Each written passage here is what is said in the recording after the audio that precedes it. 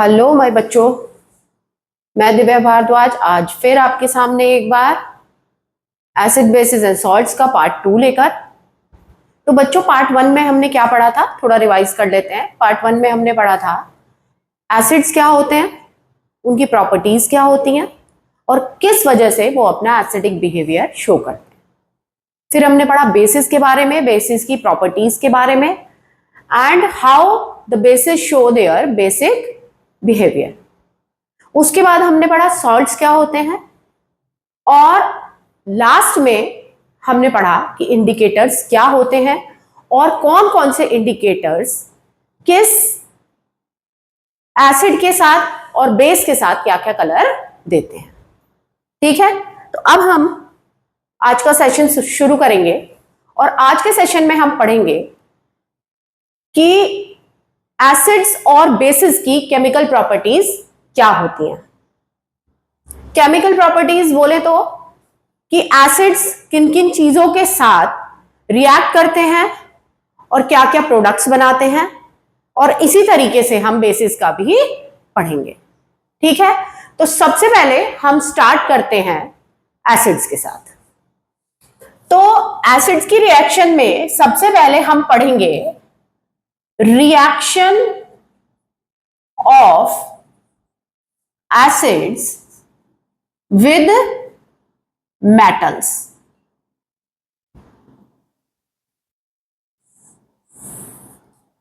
बच्चों, मैं आपको सिर्फ इतना बताऊंगी कि मेनली मेटल्स जब एसिड्स के साथ रिएक्ट करते हैं तो क्या बनाते हैं। आपको एक कॉमन रिएक्शन याद करनी है। जब आपको एक कॉमन रिएक्शन याद हो जाएगी, आपको पता चल जाएगा कि कोई भी मेटल जब किसी भी एसिड के साथ रिएक्ट करता है तो वो क्या बनाता है। तो आपको केमिस्ट्री की इक्वेशंस कभी भी रटनी नहीं पड़ेंगी, सिर्फ आपको एक रिएक्शन याद करनी है जो कि उसकी मेन रिएक्शन है। उससे आप आगे की कोई भी रिएक्शन मेटल और एसिड की कर सकते हो। ठीक है, चलो तो बच्चों, रिएक्शन हम पढ़ते हैं मेटल्स की। M for metal. मेटल की रिएक्शन एसिड के साथ। एसिड मतलब आपके सिलेबस में सिर्फ 2 एसिड्स के साथ रिएक्शन दी गई है एनसीईआरटी में, आपके हाइड्रोक्लोरिक एसिड यानी कि HCl और सल्फ्यूरिक एसिड यानी कि H2SO4 के साथ। ठीक है, चैप्टर 1 जो था केमिस्ट्री का, उसमें आप लोगों ने जो न्यूट्रलाइजेशन रिएक्शन पढ़ी थी, आप लोगों ने पढ़ी थी न्यूट्रलाइजेशन रिएक्शन क्या होती है बच्चों। न्यूट्रलाइजेशन रिएक्शन जब एसिड और बेस एक दूसरे के साथ मिक्स किए जाते हैं तो वो एक दूसरे को न्यूट्रलाइज कर देते हैं। न्यूट्रलाइज करने का मतलब होता है एक दूसरे के असर को वो खत्म कर देते हैं। ठीक है, तो यहां पर भी हम उसी टाइप की रिएक्शन पढ़ेंगे और आप सीक्वेंस में समझोगे और आपको केमिस्ट्री कभी भी अपनी लाइफ में रटने की जरूरत नहीं पड़ेगी। ये मैंने आपको पार्ट 1 में भी बताया था। तो बच्चों, हम ना सिर्फ जनरल रिएक्शंस पढ़ेंगे। हम सिर्फ जनरल रिएक्शन पढ़ेंगे। जनरल रिएक्शन मतलब ये कि हमें सिर्फ ये पता होना चाहिए कि मेटल जब एसिड के साथ रिएक्ट करता है तो वो क्या क्या बनाता है। ठीक है, आप सबने मेटल्स पढ़े हैं, आप उनको अपने ध्यान में लाओ और तब वीडियो को आप आराम से देखो।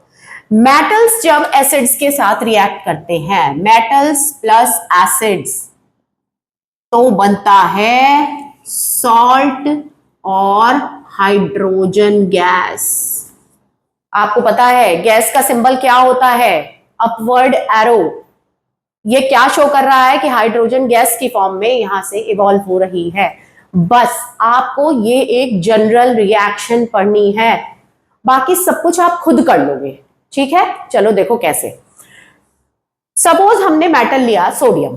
ठीक है, हम सोडियम मेटल लेते हैं जो कि काफी रिएक्टिव मेटल है। उसकी रिएक्शन हम हाइड्रोक्लोरिक एसिड से कराते हैं, HCl। ठीक है बच्चों, अब आप देखो, सबसे पहले हमें क्या देखना है। आपने जनरल रिएक्शन में देख लिया कि हाइड्रोजन गैस इवॉल्व होगी, हाइड्रोजन गैस निकलेगी, राइट। अब आप देखो, मैं यहां से इस रिएक्शन में सबसे पहले हाइड्रोजन गैस को अलग कर दूंगी। ठीक है, ये देखो मैंने हाइड्रोजन गैस को अलग कर दिया, ठीक है, और इसको मैं प्रोडक्ट साइड में लिख दूंगी। अब हाइड्रोजन कभी भी हम H अकेला नहीं लिखते हैं, तो हम इसको हाइड्रोजन लिख के और ये सिंबल लगा देंगे। ऐसा मैंने क्यों किया, क्योंकि अभी हमें इस इक्वेशन को बैलेंस भी करना है। पहले हम पूरी इक्वेशन लिख लें, फिर हम उसको बैलेंस करेंगे, फिर मैं आपको बताती हूं कि कैसे किया जाता है। तो बच्चों हमने क्या किया, हमें पता था मेटल्स की रिएक्शन एसिड के साथ जब हम करते हैं तो सॉल्ट और हाइड्रोजन गैस रिलीज होती है। तो मैंने सोडियम मेटल ले लिया और हाइड्रोक्लोरिक एसिड ले लिया जो कि डाइल्यूट है। डाइल्यूट आप समझते हो, डाइल्यूट मतलब जिसमें एसिड का अमाउंट कम और वाटर का अमाउंट ज्यादा है, क्योंकि एनसीईआरटी में आपकी सारी रिएक्शंस डाइल्यूट एसिड्स के साथ ही दी गई हैं। ठीक है, तो अब आप देखो, अब आपने हाइड्रोजन गैस रिमूव कर दी बच्चों, बचा क्या, ये Na और Cl। ये NaCl क्या है, दिस इज योर सॉल्ट।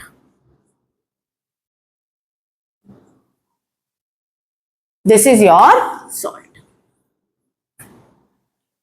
ठीक है, मैंने आपको यही बताया कि अगर आपको ये एक जनरल रिएक्शन आती है तो आप कोई भी रिएक्शन अपने आप कर सकते हो। हमें पता है कि हाइड्रोजन गैस इस रिएक्शन में रिलीज होगी, तो हमने क्या किया, सबसे पहले हमने हाइड्रोजन गैस निकाल दी। अब जो बचा वो हमारा सॉल्ट होगा, क्योंकि इस रिएक्शन में केवल 2 ही प्रोडक्ट्स निकल रहे हैं। अंडरस्टूड? चलो लेट्स बैलेंस दिस इक्वेशन। चलिए आप, तो ये हो गया हमारा, यहां पे हाइड्रोजन 2 हैं, तो हम ट्रायल एंड एरर मेथड से करेंगे। 2 हाइड्रोजन मैंने यहां पर लगा दिए। ठीक है, मैं इसको रेज कर देती हूँ, आप लोगों को कंफ्यूजन हो जाएगा नहीं तो। ये 2 HCl, ठीक है, तो यहाँ पे हमारे 2 हाइड्रोजन हो गए, यहाँ पर भी 2 हाइड्रोजन हो गए, ये बैलेंस हो गया। लेकिन यहाँ पर क्लोरीन 2 है और यहाँ पर क्लोरीन 1 है, तो हम यहाँ पर 2 लगा देंगे, तो क्लोरीन भी हमारे बैलेंस हो गए। अब बचा सोडियम, सोडियम के यहाँ पर 2 एटम्स हैं, तो यहाँ हम 2 Na लगा देंगे। आप देखो इक्वेशन पूरी तरीके से बैलेंस हो चुकी है। आई होप आपको थोड़ा थोड़ा समझ में आ गया होगा बच्चों, जो मैं आपको बताना चाह रही हूं। ठीक है, अब नेक्स्ट, अब हम कोई दूसरा मेटल ले लेते हैं। ठीक है, चलो अब हम लेते हैं कैल्शियम।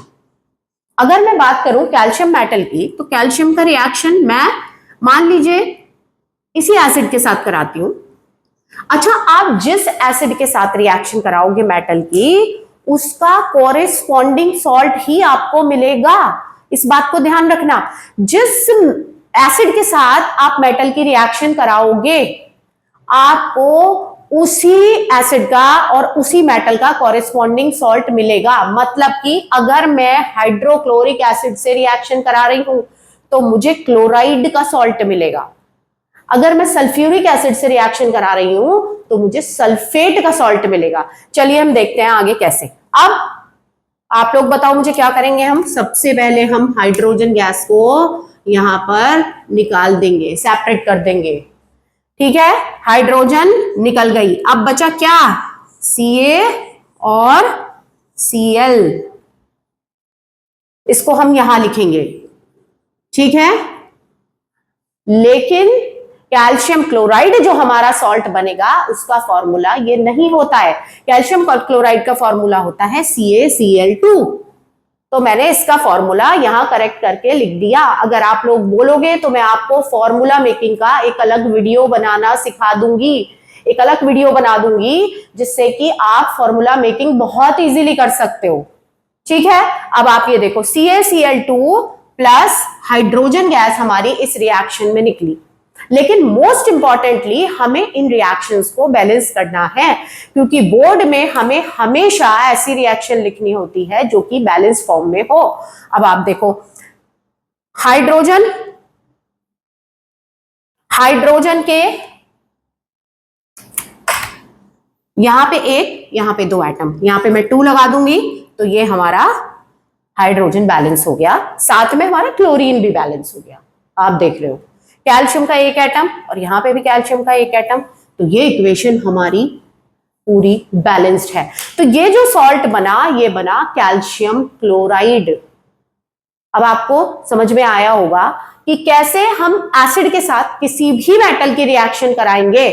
तो we have no need to learn it, हमें इसको लर्न करना ही नहीं है। हम इसको बहुत आसानी से सिर्फ एक इस जनरल रिएक्शन के साथ हम कोई भी रिएक्शन को करा सकते हैं। ठीक है, चलो अब एक मेटल की रिएक्शन हम सल्फ्यूरिक एसिड के साथ कराते हैं। कौन सा मेटल लें? सपोज हमने मैग्नीशियम ले लिया और इसके साथ मैं सल्फ्यूरिक एसिड ले रही हूं H2SO4। अब आप लोग बताओगे क्या निकलेगा?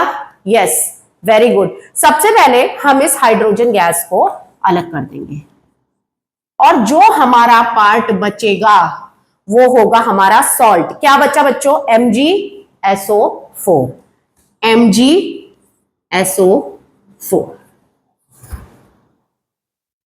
I hope this is clear to all of you. ठीक है, आपको कोई भी रिएक्शन रटने की जरूरत नहीं है, लेकिन यहां पे एक छोटा सा पॉइंट आता है जो आपको याद रखना है। क्या है वो पॉइंट? चलो आप इधर देखो। अब मैंने ले लिया कॉपर। कॉपर एक मेटल है, आप सबको पता है, और मान लो इसकी रिएक्शन मैं सल्फ्यूरिक एसिड के साथ कराती हूं, क्या होगा बच्चों? आप लोगों के हिसाब से आप क्या करोगे? इस हाइड्रोजन गैस को यहां लिख दोगे और उसके बाद कॉपर सल्फेट का सॉल्ट बना दोगे, लेकिन आपका ये प्रोसेस रॉन्ग हो जाएगा। क्यों रॉन्ग हो जाएगा? इसलिए रॉन्ग हो जाएगा कि यहां पे आपको रिएक्टिविटी सीरीज याद करनी पड़ेगी। रिएक्टिविटी सीरीज क्या थी? हमने चैप्टर 1 केमिस्ट्री के चैप्टर 1 में पढ़ी थी, chemical equations and chemical reactions. क्या था कि कॉपर हाइड्रोजन से नीचे है रिएक्टिविटी सीरीज में। Copper is less reactive than hydrogen. और डिस्प्लेसमेंट रिएक्शन में हमने क्या पढ़ा था? This is a kind of displacement reaction.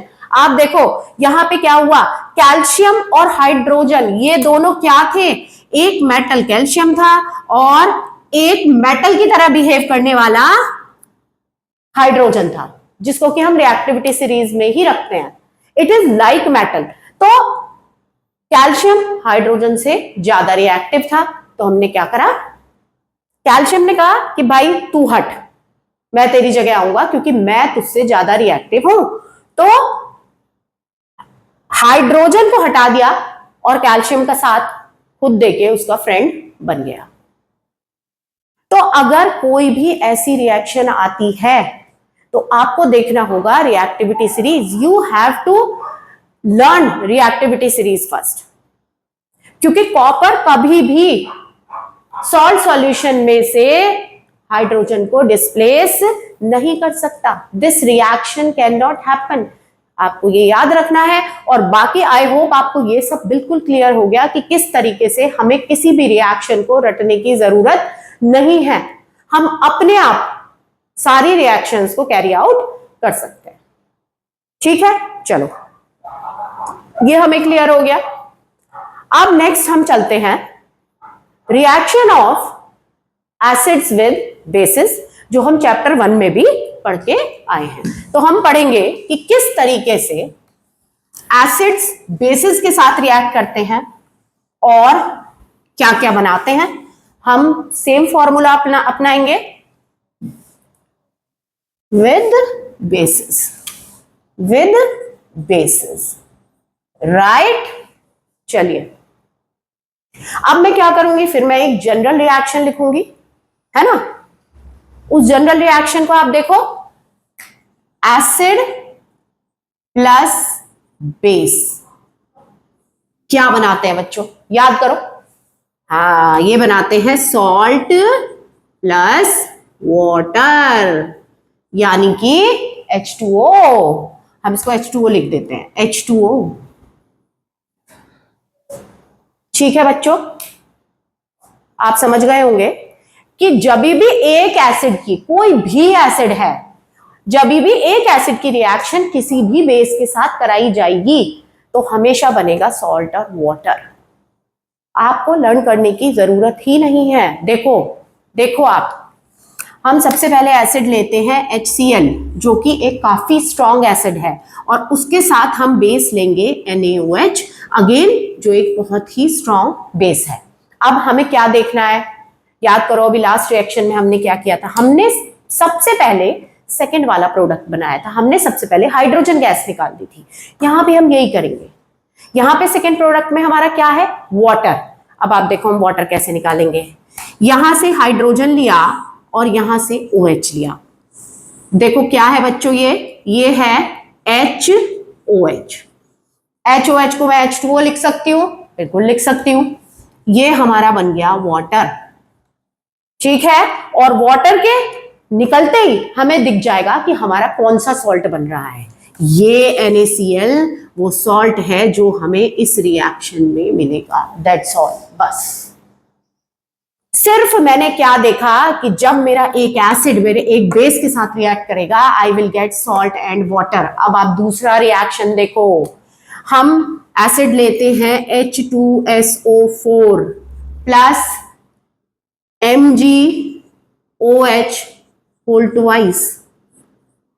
ये मैंने लिया सल्फ्यूरिक एसिड और ये मैंने लिया मैग्नीशियम हाइड्रोक्साइड, जो कि एक माइल्ड बेस है ना।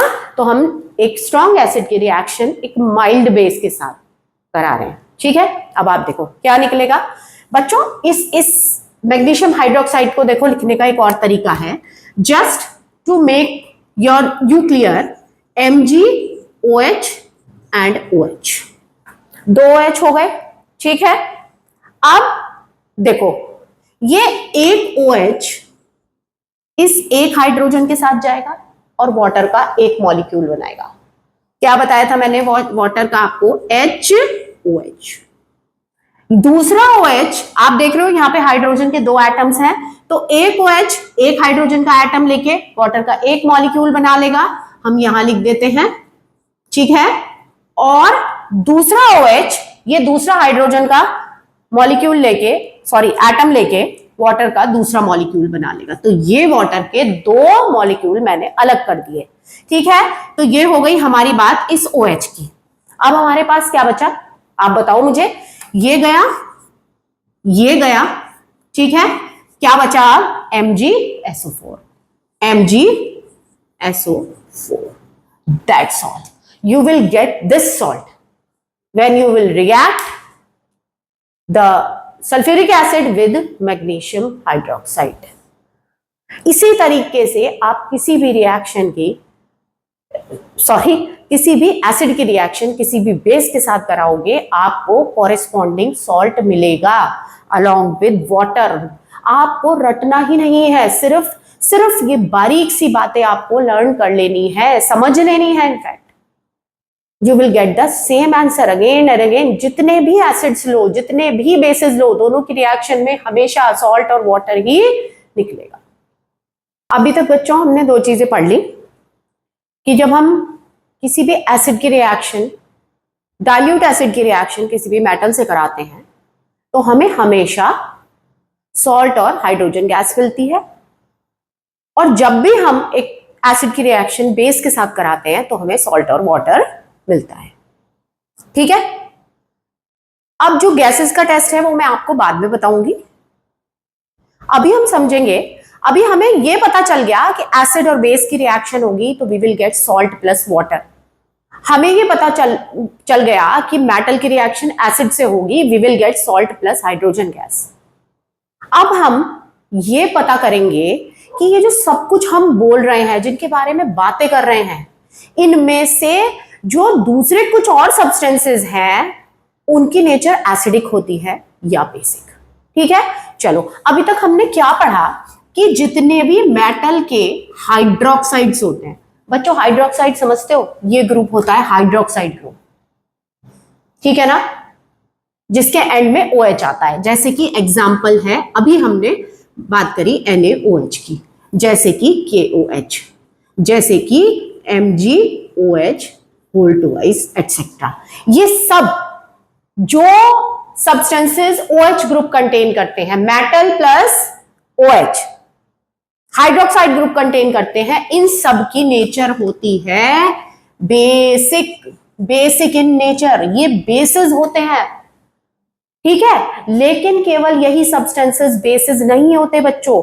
अगर आप इस पार्ट को बिल्कुल ध्यान से सुन लोगे तो आपके कॉन्सेप्ट से एकदम क्लियर हो जाएंगे केमिस्ट्री के, and you will become the master of chemistry. ठीक है, चलो।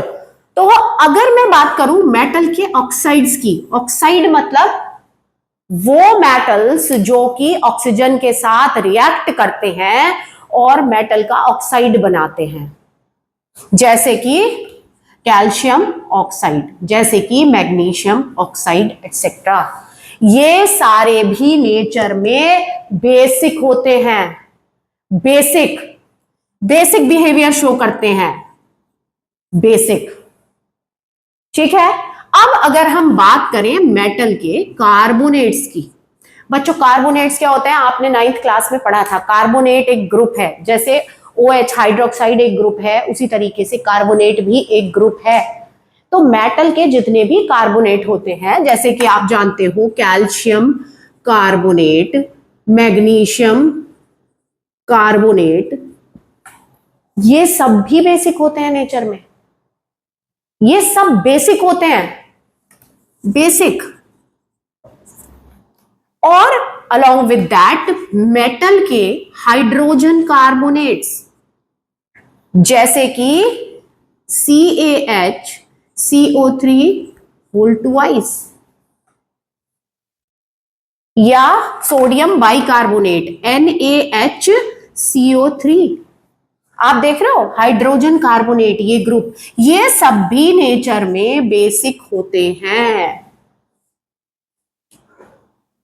जब आपको ये कॉन्सेप्ट समझ में आ जाएगा तो आपको इससे जुड़ी हुई बहुत सारी चीजें समझ में आ जाएंगी। अभी फिलहाल हमें क्या लर्न करना है कि मेटल के hydroxide are basic in nature, metal के ऑक्साइड्स जिनके साथ ऑक्सीजन जुड़ी होती है are basic in nature, metal के कार्बोनेट्स जिनके पास कार्बोनेट ग्रुप जुड़ा है, जिन मेटल्स के साथ कार्बोनेट ग्रुप जुड़ा है या जिन मेटल्स के साथ हाइड्रोजन कार्बोनेट ग्रुप जुड़ा है, वो सब नेचर में बेसिक होते हैं। अगर आपको यहां तक का पार्ट समझ में आ गया है तो लेट्स मूव फॉरवर्ड। अभी तक हमने हाइड्रोक्साइड वाली रिएक्शंस पढ़ी बेटा, ठीक है, अभी तक हमने हाइड्रोक्साइड वाली रिएक्शंस पढ़ी। अब हम पढ़ेंगे मेटल के कार्बोनेट्स की रिएक्शन। ठीक है, reaction of metal carbonates with acids. अब देखो बच्चों, ध्यान से समझना। अभी मैंने आपको क्या बताया, मेटल के कार्बोनेट, मेटल के कार्बोनेट बच्चों कैसे बताए मैंने अभी आपको 2 मिनट पहले बताया कि मेटल के कार्बोनेट्स बेसिक होते हैं नेचर में। ठीक है, तो मैं इसके नीचे लिख दूंगी बेस। ठीक है, अब मैं इसकी रिएक्शन कराऊंगी एक एसिड के साथ। ठीक है, एसिड तो एसिड है ही।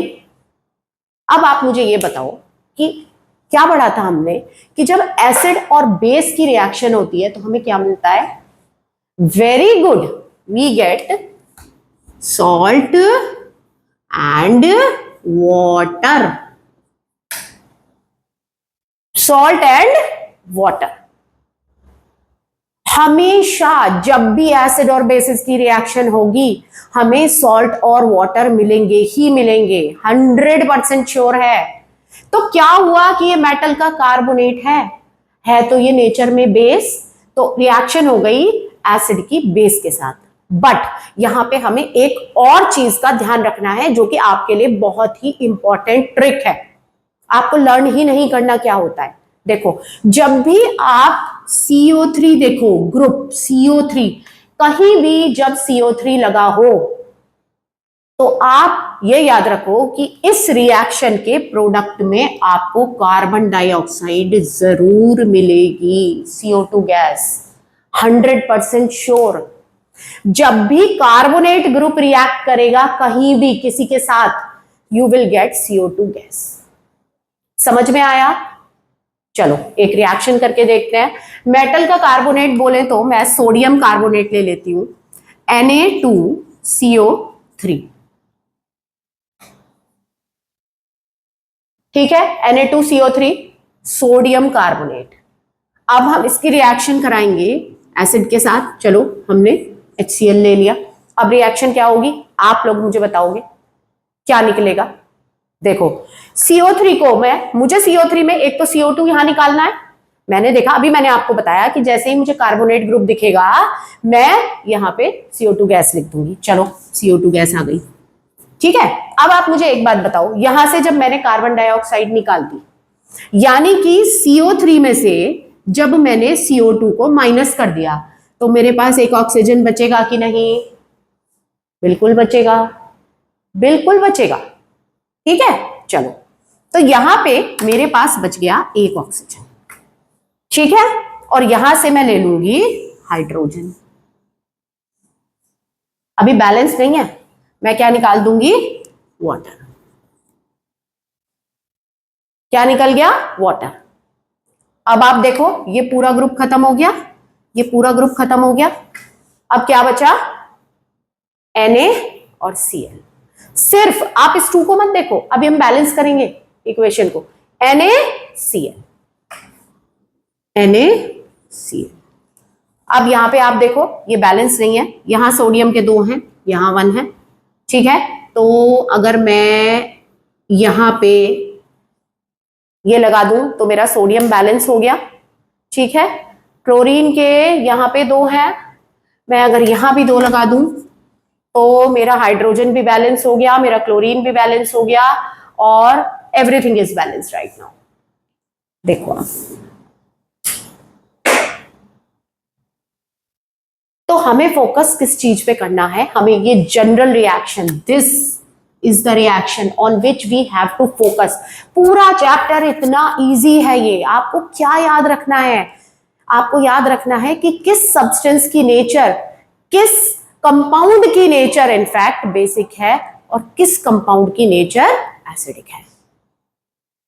आपको यह याद रखना है कि एसिड और बेस जब भी आपस में रिएक्ट करते हैं क्या बनाते हैं? सॉल्ट और वाटर बनाते हैं। और साथ में मैंने आपको यह बताया कि जब भी आप कार्बोनेट ग्रुप देखो तो उसमें से CO2 को आप सेपरेट कर दो, और जो मेरा बचा उसमें से पहले मैंने वाटर निकाला और जो बचा वो मेरा सॉल्ट हो गया।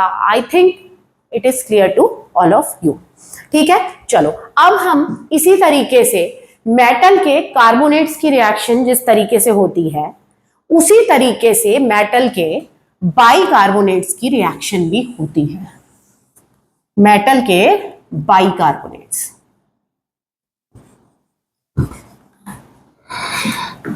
देखो reaction of metal bicarbonates with acids, ठीक है।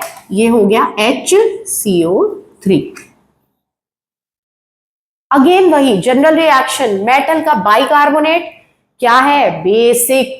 This is again basic in nature, basic. कुछ नहीं रटना बच्चों, ये बेसिक है। तो हम क्या कर रहे हैं? हम बेस की रिएक्शन एसिड के साथ कर रहे हैं। एसिड और बेस की रिएक्शन में सॉल्ट और वाटर निकलेगा, और साथ में क्योंकि यहाँ पे CO3 यानी कि कार्बोनेट ग्रुप है तो मैं कार्बन डाइऑक्साइड गैस को रिलीज कर दूंगी, ठीक है। चलो तो कार्बन डाइऑक्साइड गैस जब हम निकाल लेंगे यहां से, मान लीजिए मैंने NaHCO3, ये होता है हमारा सोडियम बाइकार्बोनेट, ठीक है। ये होता है हमारा खाने का सोडा, सोडियम बाइकार्बोनेट, जिसके बारे में हम आगे पढ़ेंगे। प्लस इसकी रिएक्शन हमने करी HCl के साथ, क्या बनेगा? सबसे पहले आपको पता है यहां से कार्बन डाइऑक्साइड उड़ा दो, यहां लिख दो कार्बन डाइऑक्साइड। 3 ऑक्सीजन में से एक ऑक्सीजन यहां पे बच जाएगी। हम ये एक हाइड्रोजन, एक ये हाइड्रोजन, और ये बची हुई ऑक्सीजन को हम लेके हम बना देंगे water, as simple as that, plus water. अब बचा क्या? Na और Cl, NaCl, दैट्स ऑल। बस ये आपको समझना है, ठीक है।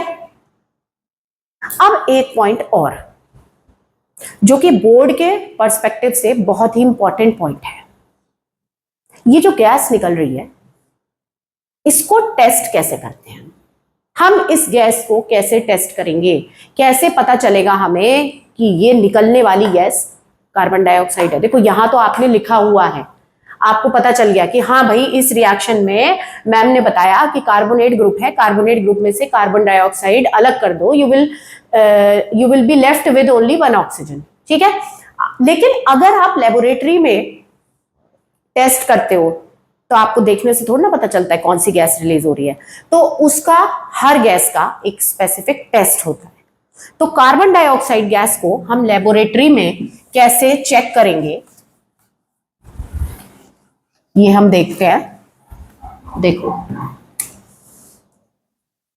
प्रेजेंस ऑफ CO2 गैस कैसे चेक करते हैं हम? प्रेजेंस ऑफ CO2 गैस, चलो आपने पढ़ा है लाइम वाटर, है ना? चैप्टर 1 में हमने पढ़ा था, जो हमने जब कैल्शियम ऑक्साइड यानी कि क्विक लाइम को पानी में मिक्स किया था तो हमें मिला था lime water, that is calcium hydroxide, है ना? जो कि मैंने बताया था व्हाइट वॉशिंग के लिए भी यूज किया जाता है। अच्छा, this is highly exothermic reaction, याद होगा आप लोगों को। चलो तो हम उसी लाइम वाटर को यहां पे ले लेते हैं, that is CaOH whole twice. Calcium hydroxide gas के थ्रू, सॉरी ये लाइम वाटर के थ्रू जब हम कार्बन डाइऑक्साइड गैस को पास कराते हैं, लाइम वाटर के थ्रू जब हम इस गैस को पास कराते हैं, कौन सी गैस? जो हमें अभी मेटल कार्बोनेट की रिएक्शन में मिली थी, उस गैस को जब हम कैल्शियम हाइड्रोक्साइड यानी कि लाइम वाटर के थ्रू पास कराते हैं, we get CaCO3 plus water. अब आप कहोगे मैम ये तो हमें लर्न करनी पड़ेगी। नहीं, बिल्कुल नहीं करनी। देखो आप देखो, CaOH, OH मतलब 2 हाइड्रोक्साइड ग्रुप है आपके पास, प्लस CO2। ठीक है, आपको क्या पता है कि रिएक्शन में पानी निकलेगा, सबसे पहले पानी, वाटर बना दो, H2O बन गया वाटर, H2O। अब बताओ मुझे क्या बचा? CO2 और एक O यहां क्या बन गया? CaCO3, CaCO3। मैंने बोला था ना रिएक्शंस रटने की बिल्कुल भी जरूरत नहीं होती। अब ये CaCO3 क्या है? This is calcium carbonate. और जब हम लाइम वाटर के through carbon dioxide gas pass कराते हैं तो lime water turns milky appearance आती है, मिल्की अपीयरेंस।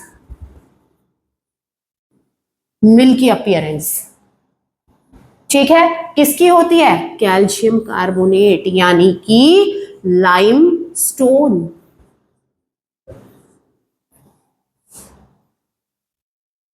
ठीक है, लेकिन अभी हमारा मन नहीं भरा। हमने बोला कि भाई हमारे पास तो बहुत सारी कार्बन डाइऑक्साइड गैस है, हम तो अभी पास कराए जाएंगे। तो आप देखो क्या होगा। अब जब आपने लाइम वाटर के थ्रू CO2 पास कराई, आपको लाइमस्टोन मिला। ठीक है, लेकिन अभी आप उसके थ्रू और कार्बन डाइऑक्साइड गैस पास करा रहे हो, यानी कि CaCO3 plus water plus again आपने और कार्बन डाइऑक्साइड गैस पास कराई। अब मुझे बताओ क्या होगा? अब होगा ये कि you will get CaHCO3 whole twice. अब आप देख लो, एक कैल्शियम, राइट? 2 हाइड्रोजन, देखो हाइड्रोजन के 2 हैं, यहां पे भी हाइड्रोजन के 2 हैं। ठीक है, अब कार्बोनेट ग्रुप पे आते हैं, कार्बन और ऑक्सीजन देखते हैं। CO3 3 और CO2 3 और 2 5 और 1 6, यहां पे 3 2 6 हो गई बैलेंस।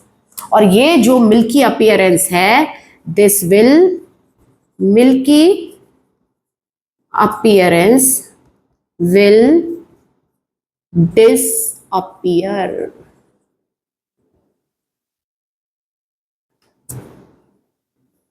डिसअपियर, ये मिल्की अपीयरेंस चली जाएगी। आया बच्चों समझ में? आई होप आपको काफी कुछ क्लियर हो गया होगा आज के इस सेशन में। तो अगर आपको लगता है कि आपको कुछ भी समझ में आया और आप ऐसी ही आगे और वीडियोस देखना चाहते हो जिनमें आपकी अंडरस्टैंडिंग और ज्यादा बढ़ेगी, तो बच्चों प्लीज मेरे चैनल को लाइक करो, शेयर करो और सब्सक्राइब करो, जिससे कि आपके फ्रेंड्स भी इस वीडियो को देख पाएं और ज्यादा से ज्यादा उसका फायदा उठा पाएं। तो thank you students, bye bye and keep rocking.